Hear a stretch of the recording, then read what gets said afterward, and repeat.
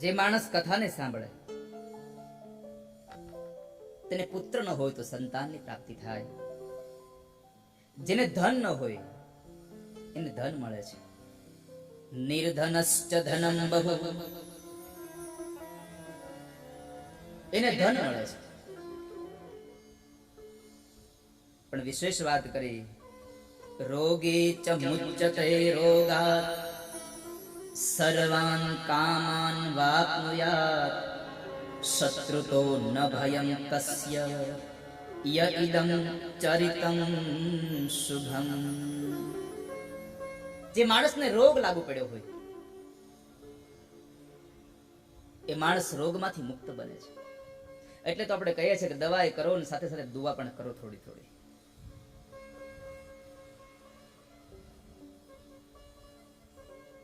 શત્રુઓના ભયમાંથી માણસ મુક્ત બને આ ચરિત્રને સાંભળે તો. અને જે માણસ નિત્ય આ કથાને સાંભળે, શૃણોતિ પઠતે નિત્યમ મુક્તિમાન જાયતે નરહ. જે માણસ પૂર્ણ શ્રદ્ધાથી આ મા દુર્ગાની કથાને સાંભળે છે એને મા ભગવતીની કૃપાથી મોક્ષ પ્રાપ્ત થાય છે, ગતિ પ્રાપ્ત થાય છે.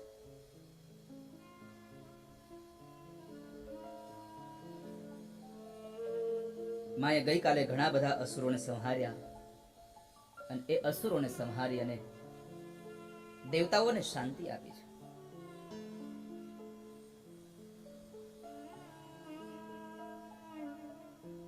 દેવતાઓને પોતાનું નિજ ધામ ફરી પાછું આપ્યું.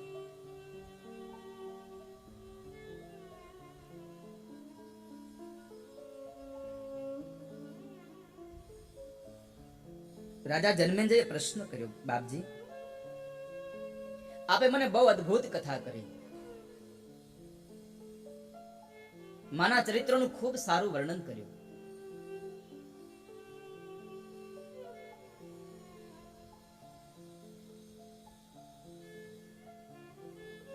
પણ મારું હજી એ મન એમ કહે છે કે હજી પણ તમે કોઈક માના એ ગુણાનુવાદ ને એક મહાત્મ્યને કોઈક હજી કથા મને સંભળાવો ને. જ્યારે શ્રોતાને આટલી જિજ્ઞાસા જાગે ત્યારે વક્તા એમ કહેતો હોય છે, એવં નિશમ્ય ભૃગુનંદન સાધુવાદ વૈયાસકી સ ભગવાનથ વિષ્ણુરાત. ભાગવતજીના ચતુર્થ સ્કંદમાં 10મા સ્કંદમાં ચોથા દિવસની સંધ્યાનો કાળ થયો એટલે સુખદેવજી મહારાજે રાજા પરીક્ષિતને કહ્યું કે રાજા આજ ચોથો દિવસ છે, તે નથી જલપાન કર્યું, નથી તે ફળ આહાર કર્યો. તને જો ભૂખ લાગી હોય તો ફળ આહાર કરી લે અને તને તરસ લાગી હોય તો જલપાન કરી લે. ત્યારે પરીક્ષિત મહારાજ કહે છે, બાપજી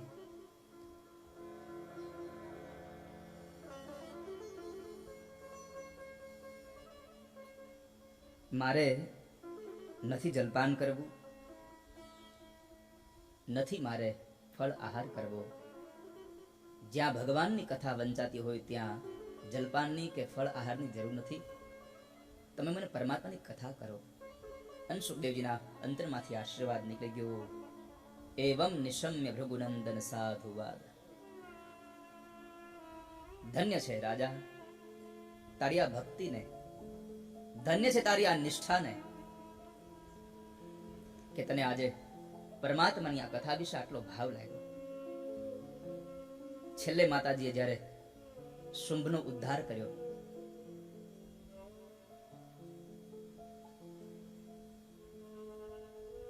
શુંભ સાથે જ્યારે માતાજીનું યુદ્ધ થતું હતું ત્યારે માતાજીને લાત મારવા ગયો, માએ 2 પગ કાપી નાખ્યા.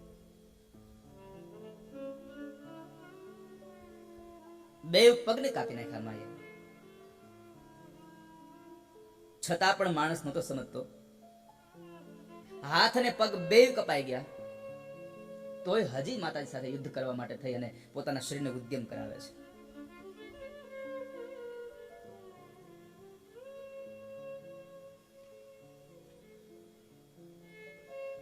એવી આ કથા સાંભળી અને રાજા જન્મેજયને થયું કે માની આ ગાથાનો કોઈ પાર નથી. બહુ આમ મન માં જગદંબાની આ કથામાં એક ચિત્ત બની ગયા અને રાજા જન્મેજયે ફરી પાછા માતાજીના પ્રસંગો માટે પ્રશ્ન કર્યો. પ્રસન્ના કસ્ય વરદા કેન પ્રાપ્તમ ફલમ મહત આરાધ્ય કામદાં દેવીમ કથયસ્વ કૃપાનિધે. ભગવાન, આ મા જગદંબાએ હજી કોના ઉપર કૃપા કરી? આ દુર્ગાએ કોના ઉપર કૃપા કરી? મને બતાવો ને, મને કથા કહો. મારે મા જગદંબાના મહાત્મ્યના ચરિત્રોને સાંભળવા છે. મારું મન માની આ કથામાં એકાંતચિત થઈ ગયું છે અને મારા મનને હજી તૃપ્તિ નથી થતી. અમુક અમુક પ્રવાહો એવા હોય કે તમે પીધા જ કરો, તમને બીજી તરસ લાગે પણ નહીં અને તૃપ્ત પણ ન થાવ. ભગવાનની કથા એવી છે કે જ્યારે ભગવાનની કથા સાંભળવા માટે બેસો ત્યારે તમને અન્યત્ર કોઈ તૃષા ક્ષુધા ન જાગે અને પરમાત્માની કથા ગમે તેટલી પીવો તમને શાંતિ પણ ન થાય. ભગવાનની કથા વારંવાર સાંભળવાના આપણને ઈચ્છાઓ થયા કરે. રાજાએ પ્રશ્ન કર્યો, બાપજી મને કથા સંભળાવો.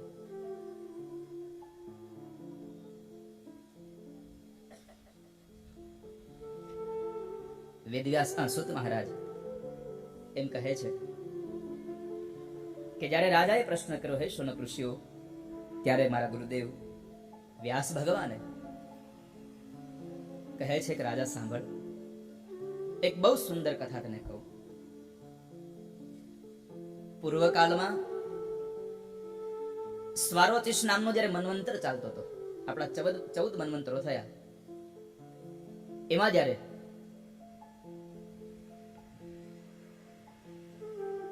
સ્વારોચિષ નામનો મન્વંતર ચાલતો હતો અને એ મન્વંતરમાં સુરથ નામનો એક રાજા હતો. બહુ ઉદાર હતો, પ્રજાપાલક હતો, ધર્મિષ્ઠ હતો, યજ્ઞાદિ કર્મ કરવા વાળો હતો, પોતે કર્મનિષ્ઠ હતો, બ્રાહ્મણોનો ઉપાસક હતો, ગુરુના ચરણોમાં પ્રીતિ રાખનારો હતો, ગુરુના વચનોમાં એ શ્રદ્ધા રાખવા વાળો હતો, ગુરુના શબ્દોનું પાલન કરવા વાળો હતો, સશબ્દ.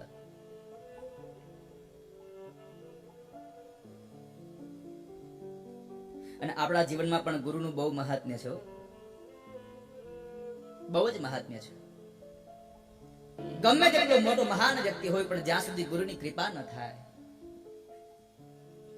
એક સારા ગુરુ ન મળે, ત્યાં સુધી આપણું જીવન ધન્ય ન બને. કેટલા લોકોને સારા ગુરુ જોઈએ છે,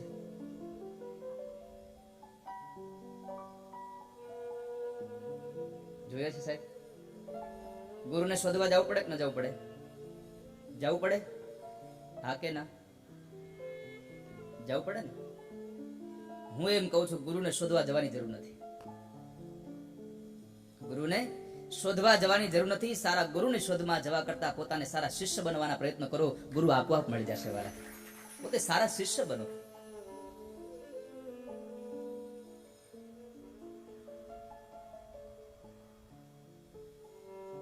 ગુરુના ચરણોમાં વિશ્વાસ રાખનારો, અને ગુરુ ધારે તો શું ન કરી શકે.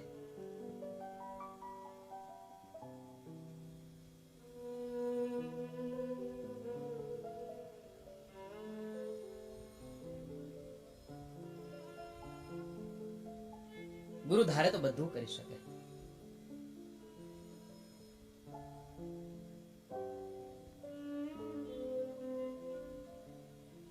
મેં એક પ્રસંગ સાંભળ્યો છે, વાંચ્યો છે કે એક 12 વર્ષનો એક દીકરો હતો. એ સ્કૂલમાં અભ્યાસ કરતો હતો. ગુરુની દ્રષ્ટિ કેવી હોવી જોઈએ? એક 12 વર્ષનો દીકરો સ્કૂલમાં અભ્યાસ કરે, પણ એક વખતના સમયે અકસ્માતમાં એમનો ડાબો હાથ કપાઈ જાય છે અભ્યાસ કરે છે બાળક, પણ બાળકના મનમાં પહેલેથી હતું કે મારે જુડો શીખવો છે, મારે કરાટા શીખવા છે.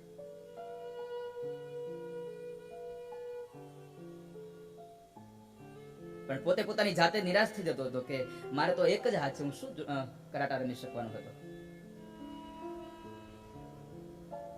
છતાં પણ એમણે પોતાના શિક્ષકને વાત કરી કે મારે કરાટા શીખવા છે, મને શીખડાવજો. ગુરુ પણ સારા હશે એટલે એમણે હા પાડી દીધી કે હા, તને શીખડાવીશ. બધા જે બાળકોને શીખડાવતા એની સાથે શીખડાવે. 2-3 મહિના સુધી એની પ્રેક્ટિસ કરાવી. બધા બાળકો તો એક પછી એક, બીજા પછી એક, ત્રીજો, આમ ઘણા બધા દાવ શીખી ગયા. પેલો જે બાળક છે હજી એકની એક જગ્યાએ છે. એને થયું ગુરુજી મને ના નથી પાડી શકતા, પણ આ છોકરાઓ તો બધા મારી સાથે રહેનારા આગળ વધી ગયા, હું તો હજી ત્યાં જ પડ્યો છું. પછી ગુરુદેવ એને એકાંતમાં રોજના માટે એક દાવ શીખડાવે, રોજના માટે એક જ દાવ શીખડાવે, રોજના માટે એક જ દાવ શીખડાવે. એમાં બરાબર ઘણો સમય વ્યતીત થયો અને મેં એક સ્પર્ધા આવી અને એ સ્પર્ધાની અંદર આ બાળકને એના ગુરુદેવે કહ્યું કે તારે આમાં રમવાનું. અરે ગુરુદેવ, પણ મારે એક જ હાથ છે અને સ્પર્ધામાં તો કેટલા મોટા મોટા શરીર વાળા કેટલા લોકો આવતા હોય અને મને એક જ દાવ આવડે છે, હું શું શીખવાનો હતો, હું શું રમી શકીશ? પણ ગુરુજી જરા ક્રોધિત થઈને કહ્યું કે ના, તારે રમવાનું જ છે. ગુરુદેવની આજ્ઞાને લઈને રમવા જાય છે. કહેવાય છે કે એક પછી એક સ્ટેજ પાસ કરતો જાય છે અને સૌથી જ્યારે ફાઇનલમાં પહોંચે છે ત્યારે એક ખૂબ મોટો પહેલવાન આવ્યો એની સાથે લડવા. આ માણસ સમજી ગયો કે આપણે આમાં હાર થવાની છે. બધા લોકો પણ વિચારે છે કે હવે આ એક વાથાળો શું કરશે અહીંયા આવે, આ તો એકાદ મિનિટમાં આ જંગ પૂરો થઈ જશે. હમણાં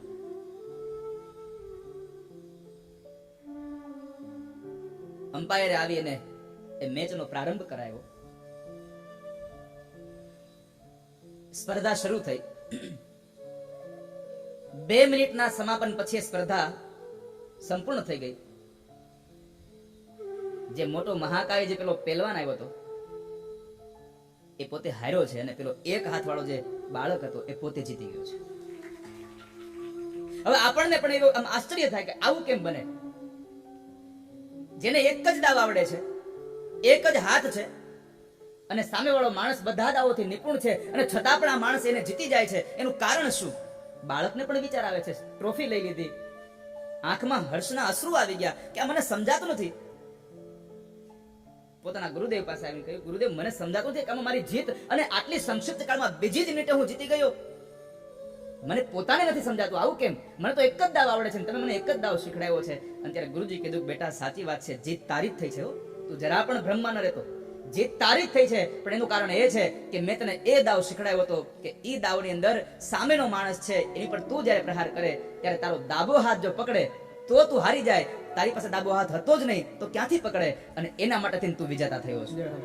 ગુરુની દ્રષ્ટિ એવી જોઈએ કે તમારામાં જે ખામી છે એને તમારી ખૂબી બનાવવાની તાકાત હોય. જેના જીવનમાં એક સારા ગુરુ મળી જાય, એક માણસ પોતે સારો શિષ્ય બની જાય તો એનું જીવન ધન્ય થઈ જાય. આજે સુરત નામનો જે રાજા હતો, ગુરુના શરણમાં રહી ગુરુના શબ્દોનું પાલન કરવા વાળો હતો, સત્યવાદી હતો, સત્યની ઉપાસના કરવા વાળો હતો. અને તમે જ્યારે સત્યને ન છોડો ને ત્યારે તમારો વિજય અચૂક થાય છે. પણ માણસ સત્યને ન છોડે. અને આ જગતમાં સત્યનું જો કોઈ ઉત્કૃષ્ટ કોઈ ઉદાહરણ હોય તો એકમાત્ર અયોધ્યાના રાજા હરિશ્ચંદ્ર પોતે છે. એના જેવું સત્ય કોઈ નથી નિભાવ્યું હજી સુધીમાં. પોતાની જાતને વેચી નાખે, પોતાના પત્નીને વેચી નાખે અને વેચ્યા પછી પણ એટલાથી સમાય નથી ગયું. પોતાનો દીકરો જ્યારે મૃત્યુ પામે અને પોતે ચાંડાલની ઘરે રહ્યા હોય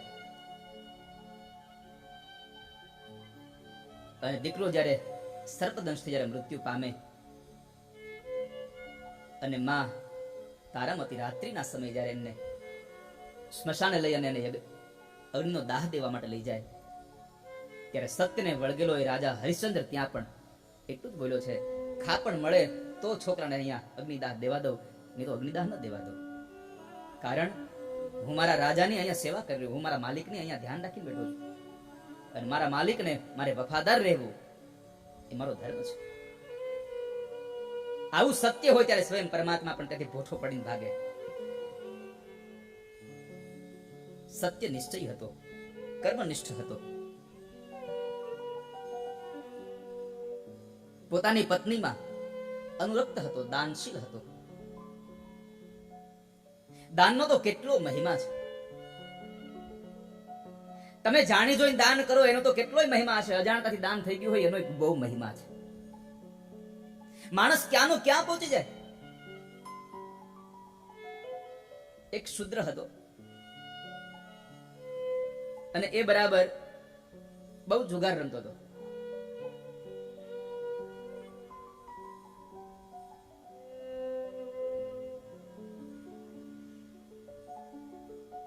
જુગારમાં જ્યારે પૈસા જીતી જાય પછી એમણે જો કે કોઈ દિવસ એને પુણ્ય નહોતું કર્યું, પણ આજના વખતે પૈસા જીત્યા પછી એ માણસ પોતાની પ્રેમિકાને મળવા માટે જાય છે. એટલે એમ થયું કે લાવને એના માટે કંઈક લેતો જાવ. એટલે એકાદ વેણી, એકાદ પાનનું બીડું આવું બધું લઈ અને પોતાની પ્રેમિકાને મળવા જાય છે. પણ માર્ગમાં અંધારામાં બરાબર ચાલુ જતો હતો. એના પગમાં એક પથ્થર વાગી ગયો અને એ પથ્થરને લઈને પગ તૂટવાને લઈને પોતે ત્યાં વૃક્ષ નીચે બેસી ગયો. મનમાં એમ થયું કે હવે ત્યાં જવાશે નહીં. બાજુમાં જોવે તો એક શિવલિંગ હતું. એટલે જે કાંઈ ઓલા ફૂલ ને બધું હતું એટલે એને આ બગડી જાય એના કરતા લાવને શિવજી ઉપર ચડાવી દો. એટલે એમને શિવજી ઉપર તે પુષ્પ ને પાનનું બીડું બધું ચડાવી દીધું. સમયાંતર વ્યતીત થયું. એ માણસનું મૃત્યુ આવે છે ને યમના જ્યારે દૂતો એને લેવા આવે છે ને યમલોકમાં લઈ જાય છે ત્યારે યમલોક કહે છે કે તે કોઈ દિવસ પુણ્ય કર્યું નથી અને તું નરકનો જ અધિકારી થવાનો છો. પણ એક વખતના સમયે તે અનાયાસે થોડુંક પુણ્ય થઈ ગયું તારાથી કે તું તારી પ્રેમિકાને મળવા જતો હતો અને તારાથી જે ફૂલ અને જે પેલું પાનનું બીડું હતું એ શિવજી પર ચડાવ્યું હતું. એટલે તને એક દિવસ રહેવા માટે ખાલી સ્વર્ગ મળશે, બાકી નહીં થાય. સ્વર્ગનું રાજ્ય મળી શકે એવું છે તને. તારે પેલા શું કરવું છે? આને વિચાર કર્યો કે જો એક દિવસના એ દાન પુણ્યમાં, એ પૂજામાં મને જો સ્વર્ગનો ઇન્દ્ર બનવા માટે મળતું એક દિવસ, તો પેલા આપણે હારું જ ભોગવી લઈએ ને. હાલો ને તો કે છે મેં પેલા સ્વર્ગમાં મોકલી દો. અને એ સ્વર્ગમાં જાય છે. દેવતાઓએ અને ઋષિ મુનિઓએ ઇન્દ્રને સમજાવ્યા કે આનું પુણ્ય છે, આને એક દિવસ તમારે એને રાજા બનવા જ દેવો પડશે. એ એક દિવસનો જ્યારે ઇન્દ્ર બને છે ને સ્વર્ગનું રાજ્યના હાથમાં આવ્યું, એમણે ઇન્દ્રનો ઐરાવત જેટલી પણ સંપદા હતી બધા લોકોને ખૂબ દાન કરી દીધું. કારણ કે પોતે રાજા છે, ખૂબ દાન કરી દીધું. અને દાન કર્યા પછી એનો સમય જ્યારે નરકલોકમાં જવાનો આવ્યો, કહેવાય છે કે એનું બધું જ કર્મ સમાપન થયું, બધું જ ફળ પૂર્ણ થયું. અને જ્યારે ફરી પાછો જન્મો ને ત્યારે એ બીજા જન્મની અંદર વિરોચનનો દીકરો બલિ પોતે થઈને આવ્યો છે. આ સમગ્ર સૃષ્ટિનું સંચાલન કરતો હતો. અનાયાસે એક માત્ર પુણ્ય થઈ ગયું, એક સત્કર્મ થઈ ગયું.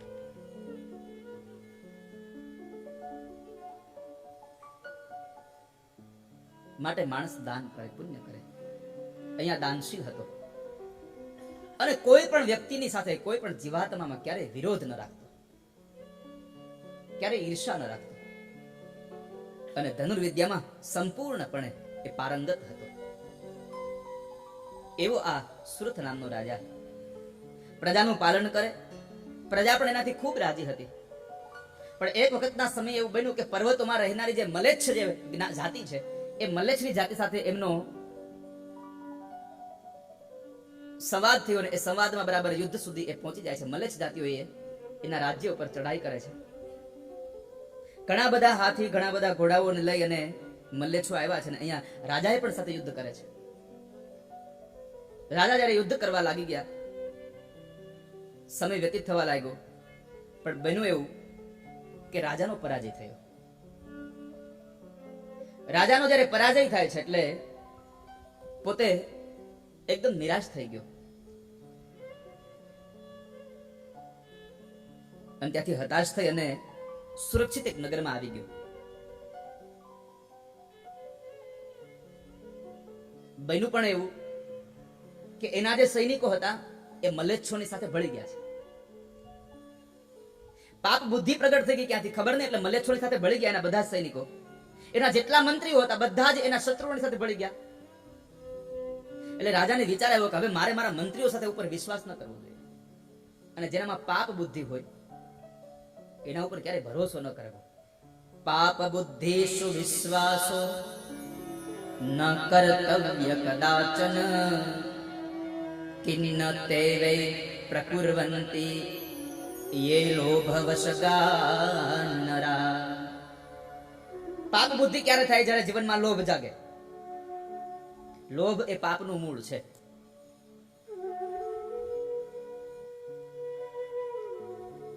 અને લોભ તમને કેટલું કર્મ કરાવે એનો કોઈ પણ જાતનો માપ ન આંકી શકો તમે ક્યારે.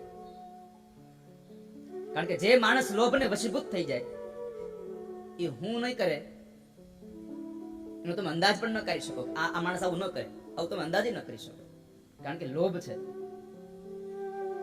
અને આપણી કહેવત છે જિંદગીમાં લોભ ન કરવો, કરકસર કરવી, કરકસર ચોક્કસ કરવી, પણ લોભ ન કરવો, નહીં તો પછી લોભીનું ધન દુતારા ખાય. લોભ ન કરો. અને બહુ લોભી હોય ને એને કઈ એને ખાવાય ન મળે.